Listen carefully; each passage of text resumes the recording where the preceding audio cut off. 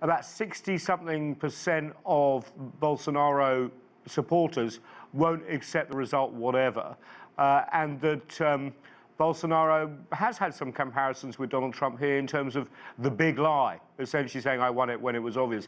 Can you see any movements on that front, or do you think it'll be like Monica says, don't concede, but just walk away quietly?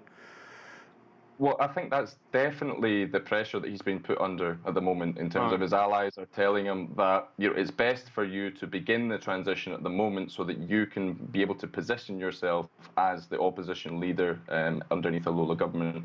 Because it's difficult for Bolsonaro at this point, because one of the real turning points in this election was going to be recognition from international governments.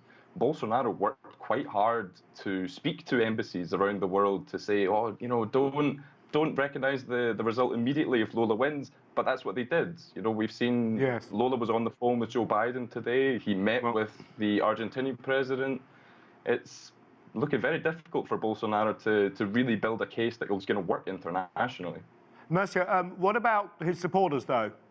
We saw a few roadblocks and stuff like that in the reports of stopping people getting to the polls. Are we going to see supporters get riled up regardless of what the sitting president does? Well, I don't think they're going to get riled up for longer than a couple of days more, I think.